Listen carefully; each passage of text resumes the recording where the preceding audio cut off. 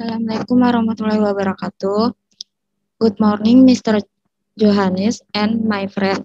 Today we are going to presentation or sharing about nurse diagnosis. My name is Novita Damayanti as a moderator, and my friend is Denny. The second is Raihandika, and the last is Angel. So I start the first presentation is Denny.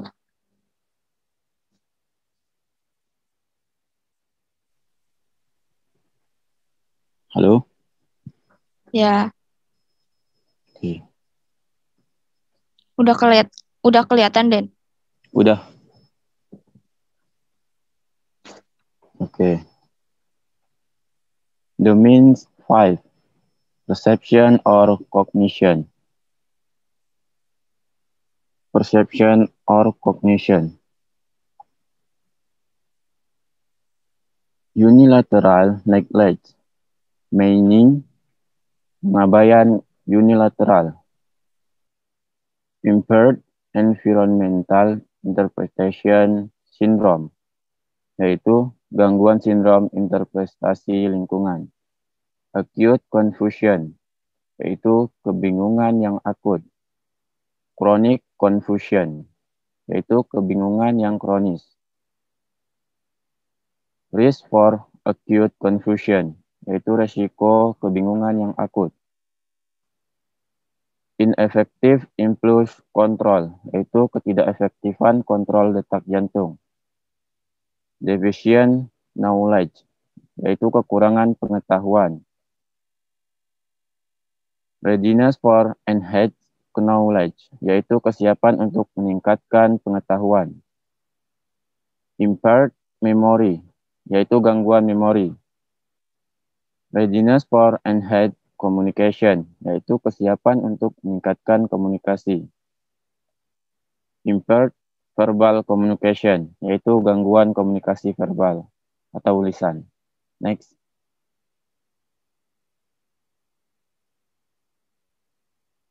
Domain 6.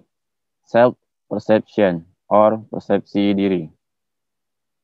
Number 1. Hopelessness, yaitu keputusasaan. Risk for compromise human dignity, yaitu resiko waham. Risk for loneliness, yaitu resiko kesendirian. Disturbed personal identity, yaitu gangguan identitas diri. Risk for disturbed personal identity, yaitu resiko gangguan identitas diri. Readiness for enhanced self-control, yaitu kesiapan untuk meningkatkan kontrol diri. Chronic low self-esteem, yaitu rendah diri yang kronis. Risk for chronic low self-esteem, yaitu resiko rendah diri yang kronis. Risk for situational low self-esteem, yaitu resiko rendah diri situasional. Situational low self-esteem, yaitu rendah diri situasional. Disturbed body image, yaitu gangguan citra tubuh. Stress overload, yaitu stres berlebihan. Risk for disorganized infant behavior, yaitu resiko perilaku kacau pada bayi. Autonomic dysrefleksia, yaitu disrefleksia otomatis. Risk for autonomic dysrefleksia, yaitu resiko disrefleksia otomatis. Disorganized infant behavior, yaitu perilaku kacau pada bayi. Readiness for enhanced organized infant behavior, yaitu kesepian untuk meningkatkan perilaku teratur pada bayi. Decreased intracranial adaptive capacity, yaitu meningkatkan kapasitas adaptif intrakranial. Next. Domain 7. Role relationship or hubungan peran. Ineffective breastfeeding, yaitu ketidakefektifan menyusui. Interrupted breastfeeding, yaitu gangguan menyusui. Readiness for enhanced breastfeeding, yaitu kesiapan untuk meningkatkan kualitas menyusui. Caregiver role strain, yaitu ketegangan peran sebagai pengasuh. Risk for caregiver role strain, yaitu resiko ketegangan peran sebagai pengasuh. Impaired parenting, yaitu gangguan pola asuh orang tua. Readiness for enhanced parenting, yaitu kesiapan untuk meningkatkan pola asuh orang tua. Risk for impaired parenting, yaitu resiko gangguan pola asuh orang tua. Risk for impaired attachment, yaitu gangguan kasih sayang. Dysfunctional family process, yaitu disfungsi proses keluarga. Interrupted family process, yaitu gangguan proses keluarga. Readiness for enhanced family process, yaitu kesiapan untuk meningkatkan proses keluarga. Ineffective relationship, yaitu ketidakefektifan hubungan. Readiness for enhanced relationship, yaitu kesiapan untuk meningkatkan hubungan. Risk for ineffective relationship, yaitu resiko ketidakefektifan hubungan. Parental role conflict, yaitu konflik peran orang tua. Ineffective role performance, yaitu ketidakefektifan pelaksanaan peran. Impaired social interaction, yaitu gangguan interaksi sosial. Next.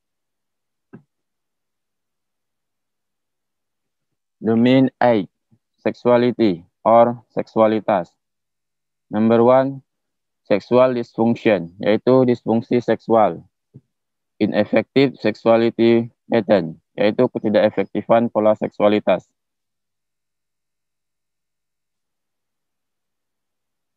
Ineffective childbearing, yaitu proses ketidakefektifan proses melahirkan.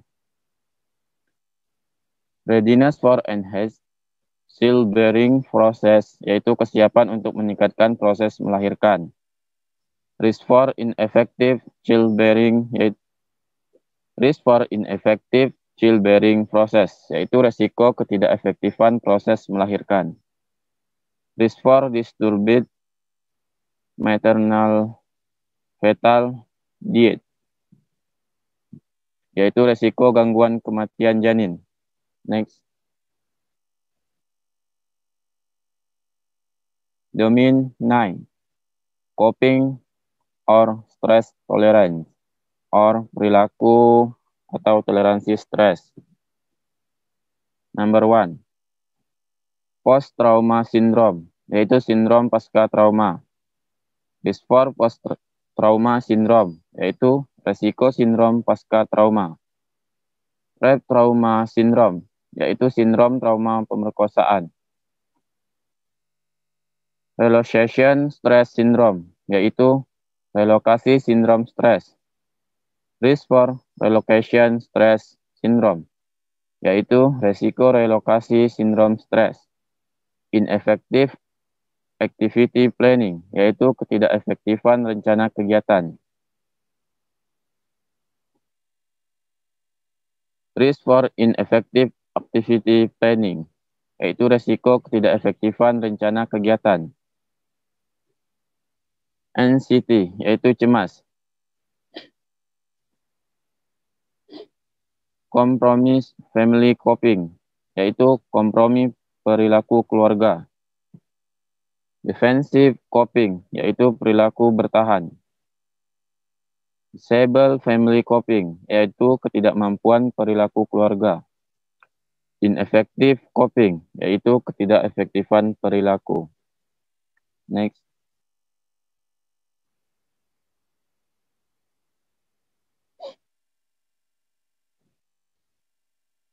Ineffective community coping, yaitu ketidakefektifan perilaku masyarakat. Readiness for enhanced coping, yaitu kesiapan untuk meningkatkan perilaku. Readiness for enhanced family coping, yaitu kesiapan untuk meningkatkan perilaku keluarga. Death anxiety, yaitu kecemasan akan kematian. Ineffective denial, yaitu ketidakefektifan penyangkalan. Adult failure to grieve, yaitu kegagalan untuk tumbuh dewasa. Fear, yaitu ketakutan. Grieving, yaitu berduka. Complicated grieving, yaitu suasana berduka yang mendalam. Risk for complicated grieving, yaitu resiko suasana berduka yang mendalam.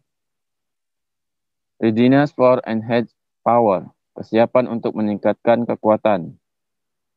Powerlessness, yaitu ketidakberdayaan. Risk for powerlessness, yaitu resiko ketidakberdayaan. Impaired individual resilience, yaitu gangguan ketahanan individu. Readiness for enhanced resilience, yaitu kesiapan untuk meningkatkan ketahanan individu. Risk for compromise, yaitu reserve for compromise resilience, yaitu resiko kompromi ketahanan diri. Chronic sorrow, yaitu kesedihan yang berlebihan. Stress overload, stres yang berlebihan. Risk for disorganized infant behavior, yaitu resiko perilaku bayi yang kacau. Autonomic dysreflexia, yaitu dysrefleksia otomatis. Risk for autonomic dysreflexia, resiko dysrefleksia otomatis. Disorganized infant behavior, yaitu perilaku kacau pada bayi. Readiness for enhanced organized infant behavior, yaitu kesiapan untuk meningkatkan perilaku bayi. Decreased intracranial adaptive capacity, yaitu mengurangi kapasitas adaptif dysrefleksia otomatis. Domain 10, life principles or prinsip-prinsip hidup. Number 1, readiness for enhanced hope, yaitu kesiapan untuk meningkatkan harapan. Readiness for enhanced spiritual well-being, yaitu kesiapan untuk meningkatkan kesejahteraan spiritual. Readiness for enhanced decision making, kesiapan untuk meningkatkan kemampuan membuat keputusan. Decisional conflict, yaitu konflik pembuatan keputusan. Moral distress, gangguan moral. Non-compliant, ketidakpatuhan. Impaired religiosity, yaitu gangguan religiositas atau agama. Readiness for enhanced religiosity, yaitu kesiapan untuk meningkatkan religiositas atau agama. Risk for impaired religiosity, yaitu resiko gangguan religiositas atau agama. Spiritual distress, yaitu gangguan spiritual. Risk for spiritual distress, yaitu resiko gangguan spiritual. Baik, selanjutnya akan dilanjutkan oleh teman saya Raihan Dika. Baik, terima kasih.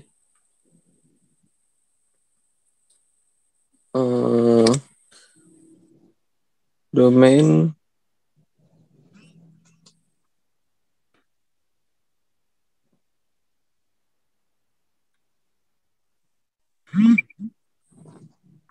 yang kedua Valery Angel yang baca. Silakan Valery Angel. Iya, domain 11 safety protection or keamanan proteksi. Risk for infection atau resiko infeksi. Ineffection airway clearance atau ketidakefektifan bersihan jalur udara. Risk for aspiration, resiko pernafasan. Risk for bleeding, resiko perdarahan. Impaired dentition, gangguan gigi. Risk for dry eye, resiko mata kering. Risk for falls, resiko jatuh. Risk for injury, resiko luka. Impaired oral mucous membran atau gangguan selaput lendir oral. Risk for perioperative positioning injury, resiko cedera posisi perioperatif. Risk for peripheral neurovascular dysfunction atau resiko disfungsi neurovaskular periferal. Risk for shock, resiko goncangan. Impaired skin integrity atau gangguan integritas kulit. Risk for impaired skin integrity atau resiko gangguan integritas kulit. Risk for sudden infant death syndrome, resiko sindrom kematian bayi secara tiba-tiba.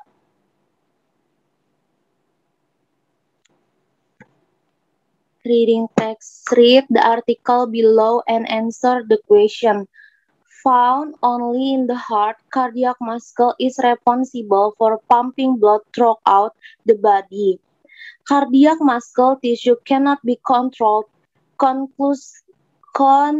consciously, so it is an involuntary muscle, while hormones and signals from the brain adjust the rate of contraction. Cardiac muscle stimulates itself to contract. The natural pacemaker of the heart is made of cardiac muscle tissue that stimulates other cardiac muscle cells to contract.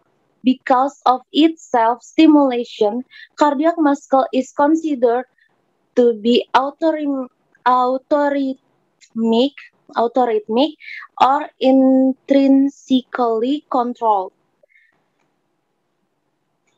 The cells of cardiac muscle tissue are striated, that is, they appear to have light and dark strips when viewed under a light microscope.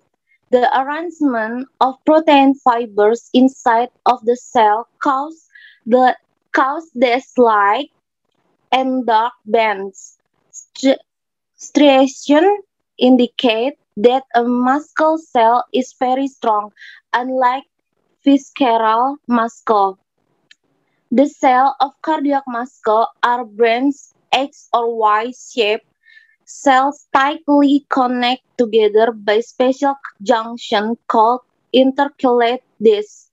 Intercalate discs are made up of finger-like projection from two neighboring cells that interlock and provide a strong band between the cells. The brain structure and intercalated discs allow the muscle cells to resist high blood pressure and the strain of pumping blood throughout a lifetime. These features also help to spread electrochemical signals quickly from cell to cell so that the heart can beat as a unit. Next, translate-nya hanya ditemukan di jantung. Otot jantung bertanggung jawab untuk memompa darah ke seluruh tubuh. Jaringan otot jantung tidak dapat dikontrol secara sadar, sehingga merupakan otot tak sadar, sementara hormon dan sinyal dari otak menyesuaikan laju kontraksi. Otot jantung merangsang dirinya sendiri untuk berkontraksi. Alat pacu jantung alami PF jantung terbuat dari jaringan otot jantung yang merangsang sel otot jantung lainnya untuk berkontraksi. Karena stimulasi diri, otot jantung dianggap otoritmik atau dikontrol secara intrinsik. Sel-sel jaringan otot jantung berbentuk lurik, yaitu mereka tampak memiliki garis-garis terang dan gelap bila dilihat di bawah mikroskop cahaya. Susunan serat protein di dalam sel menyebabkan pita terang dan gelap. Lurik menunjukkan bahwa sel otot sangat kuat, tidak seperti visceral. Sel-sel otot jantung adalah sel-sel berbentuk X atau Y bercabang yang dihubungkan erat oleh sambungan khusus yang disebut cakram interkalasi. Disinterkalasi terdiri dari proyeksi seperti jari dari dua sel tetangga yang saling mengunci dan memberikan ikatan yang kuat antara sel struktur branch dan disintercalated memungkinkan sel-sel otot untuk menahan tekanan darah tinggi dan ketegangan memompa darah sepanjang hidup. Fitur-fitur ini juga membantu menyebarkan sinyal elektrokimia dengan cepat dari sel ke sel sehingga jantung dapat berdetak sebagai satu kesatuan. Next. Di sini ada gerund. Gerund itu memakai verb ing. Gerund adalah kata yang dibentuk dari verb dengan ditambahkan akhiran ing. Dan gerund adalah kata kerja yang dibedakan atau verbal noun.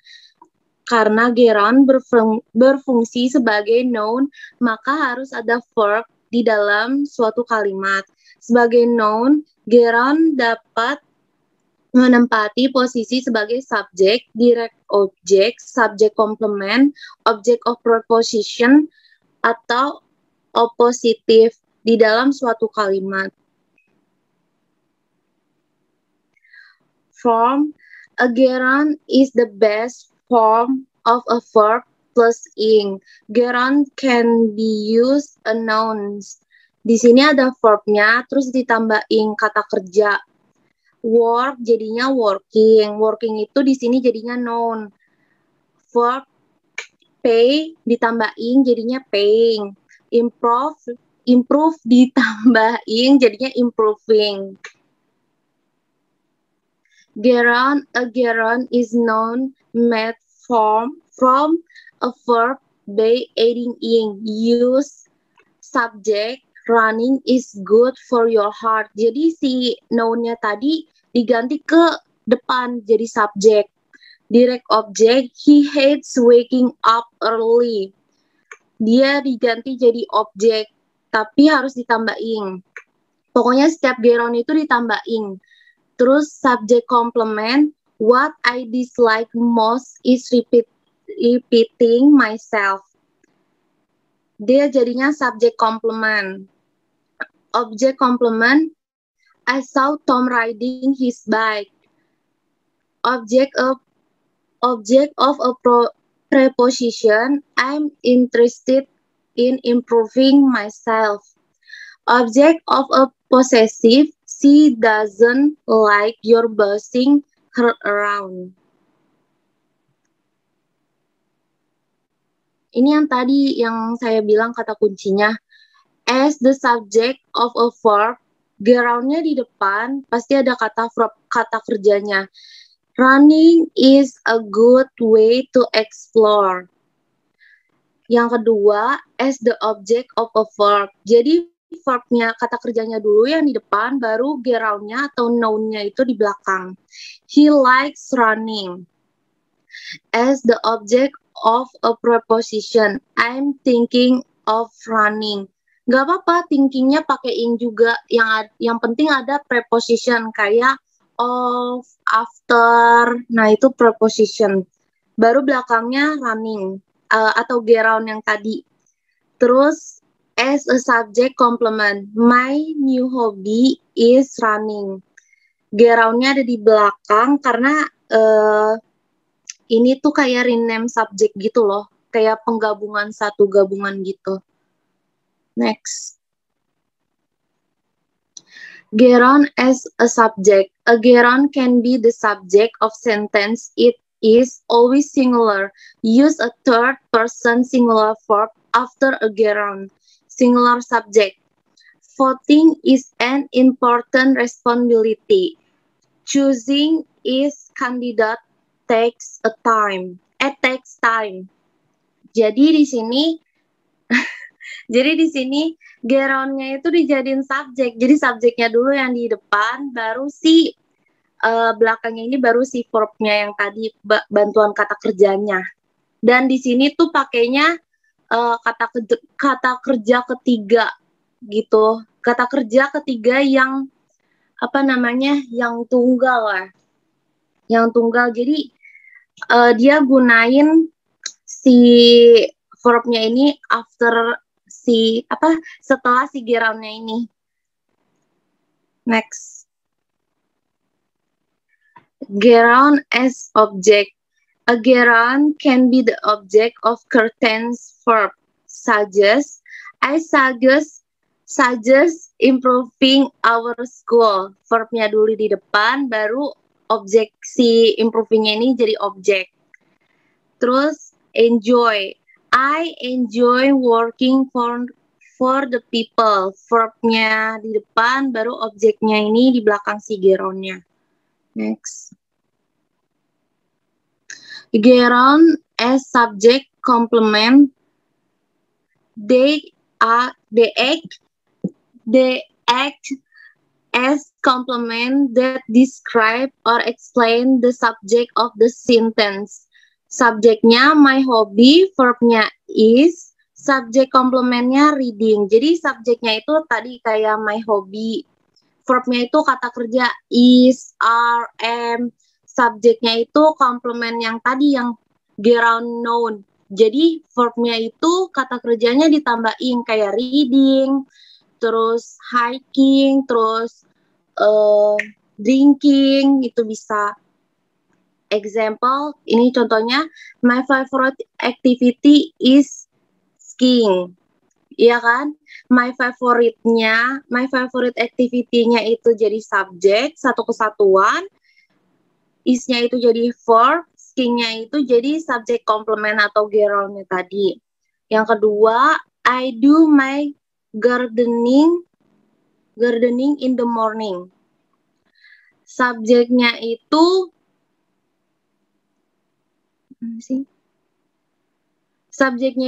I.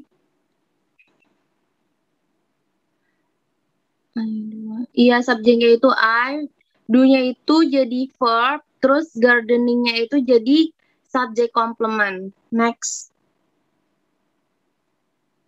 Get on and infinitives. Yang disebut infinitives itu dia tuh ditambahin to ditambah verb one. Terus itu baru namanya infinity. Some verbs love, hate, start, prefer can take get on or infinitive with similar meanings. Get on and infinitives. Example, learning is important. Itu normal subjeknya. Tapi kalau dirubah ke infinitives-nya jadi to learn is important. Ingat, kalau infinitive dia to ditambah verb one. The most important thing is learning. Jadinya the most important thing is to learning. To ditambah verb one. Next. Nih yang tadi. A verb in get on. Pokoknya kalau get on itu pasti pakainya ing. Kalau infinitive pakainya to plus verb one. Jadinya kalau look jadinya looking, eat jadinya eating, play jadinya playing, come jadinya coming, lie jadinya laying. Terus kalau di infinitive tuh di depannya tuh pasti ditambahinnya to. kayak to look, to eat, to play, to come, to lie. Kayak gitu.